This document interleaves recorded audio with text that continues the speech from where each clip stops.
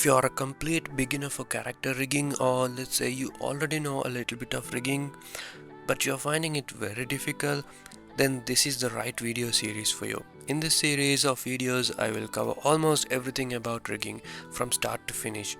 If you have not subscribed, please subscribe. If you're wondering about creating character rigging in After Effects, it's a real bad idea because natively After Effects doesn't have any rigging tools. You can use plugins, but it will lag a lot even after if you have a powerful computer because After Effects doesn't have any real-time preview features. I have used so many rigging softwares before like Cartoon Animator 5 or Tone Boom Harmony, but I found that Moho is one of the best softwares out there. When you open Moho for the very first time, this is the user interface you're going to see. Maybe it'll be slightly different from mine, but most of the time, if you have opened the Moho 14, 14 means the current version of Moho we are in. Okay, so it opens with a project file. It is already animated for you. That's really cool. This character that you see here might be different from my one. You might see a different character. So if I close Moho and if I open it again, it will load me with a different character. So all you have to do is just press the space bar to play this animation.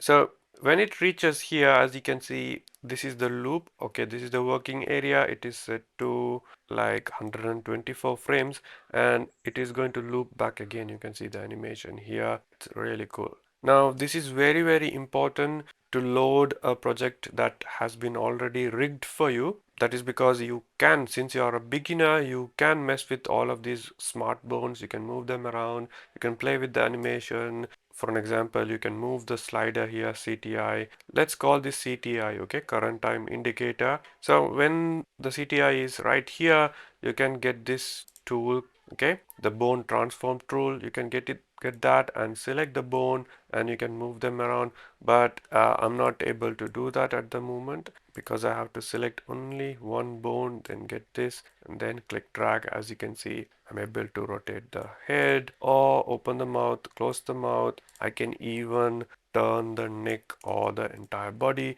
I can select the entire body and move them around, and the legs are not connected, don't worry about it. So you get the idea what we can do with this, right? There are more. So this project file will help you to play around just to see how things work, but eventually there will be a point you will have to turn this completely off. Okay, so to do that, all you have to do is go to edit, preferences. Now once you are here, you can see the startup file is set to the default startup file. That is this new character that will be opened every single time when you open Moho. So I would recommend to give last save document. That means whatever the document that you save will get open, or even new document is totally fine. The next thing is if you go to the appearance panel, if you prefer pitch black, okay, not that pitch black, but if you prefer full dark mode, you can switch this to the full dark mode, or just I'm going to leave it at default. And then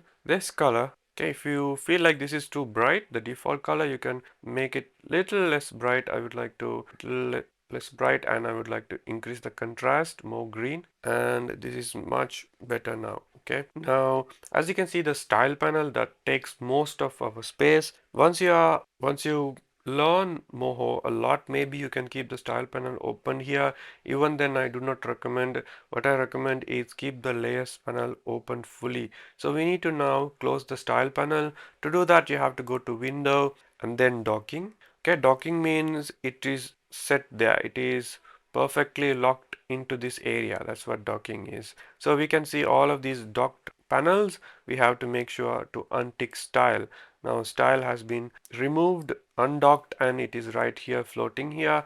It's better to keep the styles here next to you, and also it's always good to undock the tool. Let's do that as well. So window, docking, and tools. So you can take the tools and you can place here, so you can see and work with the animation like this. It has a bigger space to work with and it's really convenient. Most importantly, if you keep the tools right here, it will help you to quickly grab the tools quickly and do the animation. Okay, because in Moho there are lots of tools, not like Illustrator or Photoshop. There are too many tools, so that we can't remember sometimes all the shortcut keys, and sometimes it's always best to use the mouse and select them quickly. So if it's right here, you will have to move the mouse a lot far away and then select the tools. It is a bit inconvenient, so highly recommend to leave it somewhere here so you can quickly grab the tools and work with your character. I mean the rig, you can work with your rig. So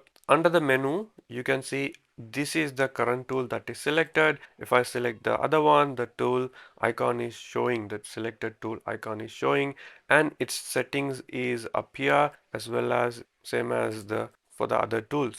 And then of course the style panel, this is where we change colors, change outline, or select different brushes, and many other things we will learn later. And then the layers panel, just like in Photoshop, you can create new layers. To create a new layer, here's the new layer button, and then you can choose different layers. We'll talk about this. And then you have the delete button to delete, and that's mostly it. Also, if you open this drop down menu, you can see all of the layers. This is the leg layer, the left leg, and if you decide you need to change the color, you can see this label, color label icon. You press that and change to a different color. You can of course select multiple layers and change all at once. Then you also have the hide button, which will hide the leg. Okay, so like this, you can hide, unhide any layer that you want to.